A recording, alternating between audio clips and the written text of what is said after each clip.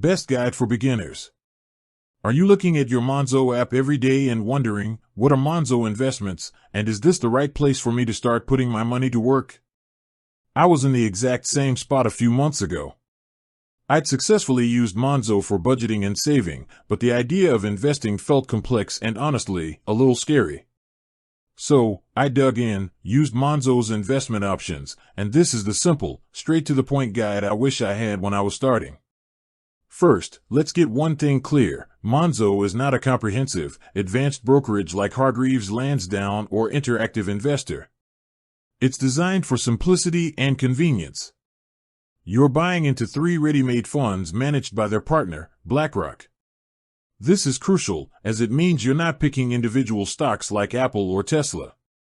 Monzo offers 3 distinct options, and your choice should be based purely on your risk tolerance and time horizon.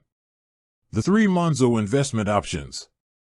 I started by putting a small, test amount into all 3 just to see the setup, and here's what you need to know about each one. 1. Conservative, low risk. What it is, the lowest risk option. It's mostly bonds and some cash. My experience, this is essentially a slightly better savings account than their standard easy access pot, but with a bit more fluctuation. Who it's for, true beginners who cannot tolerate the thought of their money dropping, or anyone saving for a goal within the next 2 to 5 years. You won't see dramatic gains, but you won't see dramatic losses either. The bottom line, your money's job here is to preserve its value, not to grow aggressively. 2. Balanced, medium risk. What it is, a mix of bonds and stocks, equities, offering a middle ground. My experience, this is where I've kept the majority of my investment. It offers decent growth potential without the stomach-churning volatility of the maximum risk fund. It balances the stability of bonds with the growth of stocks. Who it's for, most first-time investors looking for moderate growth over a 5 to 10 year period. You understand that your balance will go up and down, but you trust it will grow over the long term. The bottom line, the default choice for most people starting out. 3. Adventurous, high risk. What it is, almost entirely stocks, equities, from around the world. My experience, this fund has the highest potential for growth but is also the most volatile.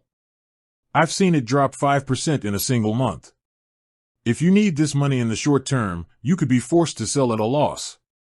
Who it's for, investors with a long time horizon, 10 years or more, who are comfortable with significant market swings. This is where you put money you won't touch until retirement. The bottom line, highest potential reward, but you must be able to ride out major downturns without panicking. The mechanics, simple and straightforward. The beauty of Monzo is the simplicity of the logistics. It takes minutes to set up, and they offer 2 main ways to invest. Lump sum, you deposit a large amount all at once. Roundups, this is a feature I genuinely love.